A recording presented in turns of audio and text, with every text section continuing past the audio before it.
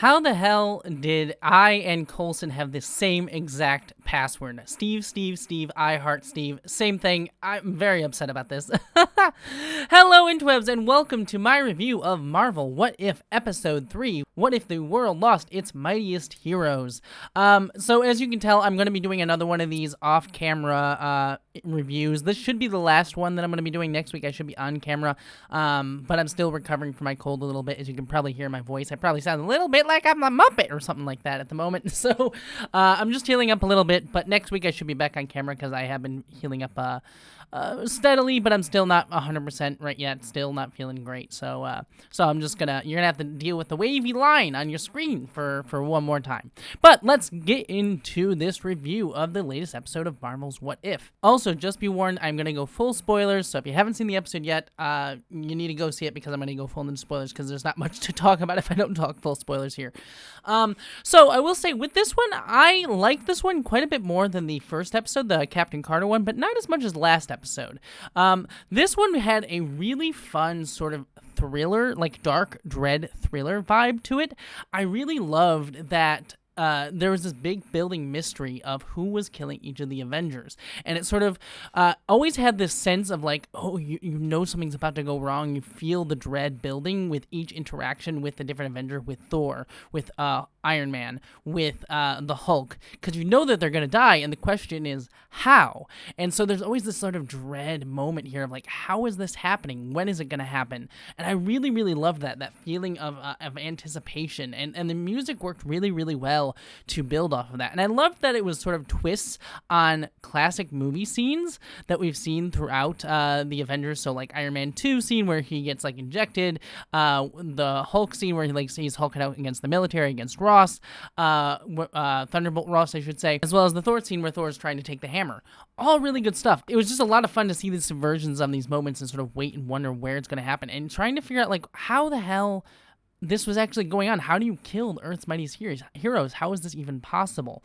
I thought that was really nice. Some other cool stuff that I liked. I loved that Black Widow kind of got front and center here. It's always been weird in the Avengers movies that she's sort of been on the team, sort of fighting the like huge, big, like alien people and like fighting just alongside the superpowered folks. Like obviously she holds her weight. I love Black Widow, but it never made a ton of sense having her in those fights. But here, this fits her skill set so much better. I like seeing her investigate. I like seeing her get to like go down this tunnel and rabbit holes of like figuring out where things are, who to protect, what's going on, and using her investigative skills to solve this mystery. Really fun stuff, and I actually get to see her work alongside Samuel L. Jackson's Nick Fury. Really cool stuff. The moment also where Clinton Barton, where Hawkeye gets killed, and she sort of has that moment of just like letting that wash over her. While I would have loved to see that in live action, because I'm sure ScarJo would have been able to portray that well, in animation they do a fairly good job of giving that moment a lot of weight, and I thought that was really, really nice. A few other things with this episode too, just small stuff.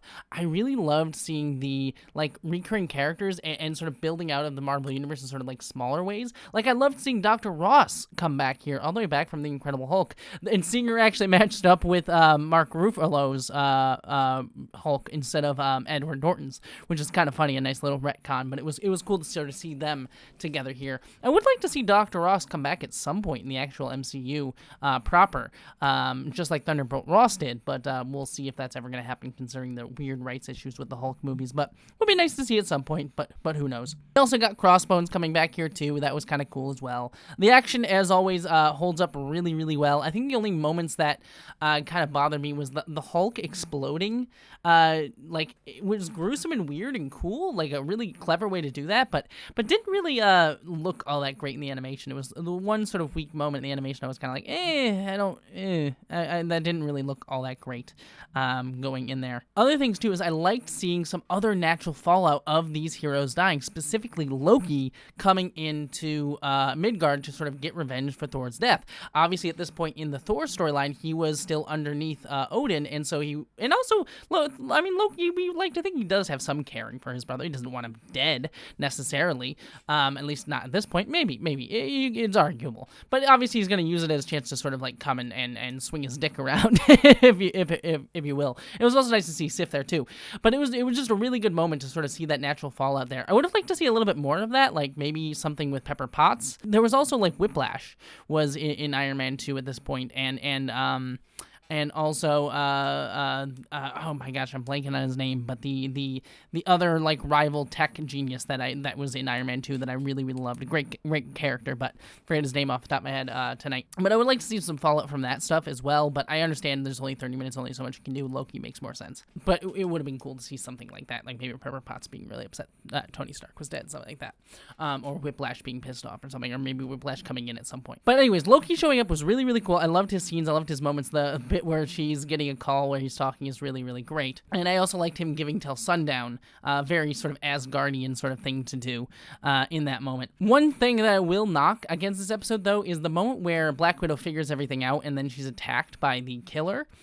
She calls on the phone, she says, "It's all about hope, it's hope." And I'm just always frustrated at moments like that in movies where a character has a moment to like give a small snippet. She can just say something really quick and give you a clear piece of information, and it's always like something weirdly like just like confusing enough and cryptic enough. You're like, what does she mean by that? Oh, hope? What does that even mean? But when really you're just like, why couldn't she say, it's all about Van Dyne, or it's all about Hank Pym, or just something a little bit clearer? It's the same amount of syllables, and I just don't understand why they don't do that, and it always frustrates me. So that's one knock I will say against this moment. But that being said, the reveal that the twist of this, the killer was Hank Pym, upset that both his wife and daughter died for S.H.I.E.L.D., was fantastic. I thought that was really cool, and it shows how powerful Ant-Man actually is when actually utilized well, when utilizing his powers well. He can take down literally all of the Avengers.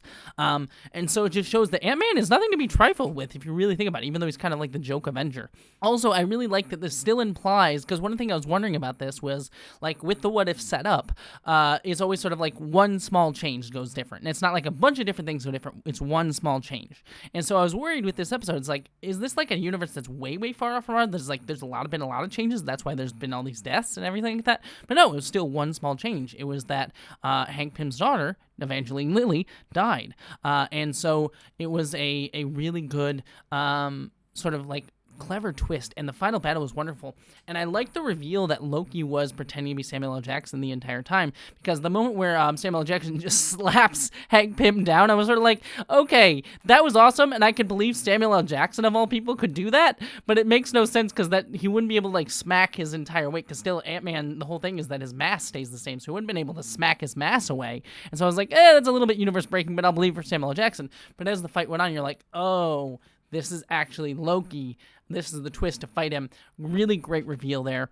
Thought that was a really fun twist and sort of culmination. And then I really like the end bit of this where everything goes to hell. They beat Hank, but Loki decides he's going to take over Earth and take over Midgard, doing that sort of classic what-if scenario of like it always has to end badly. This is the first real what-if scenario where it actually has ended badly in the show, where like this is clearly like a bad end, but there's even still some hope here with Captain Marvel and Captain America showing up at the end, which is a cool sort of new first Avengers team, and I'm curious to see how that works out.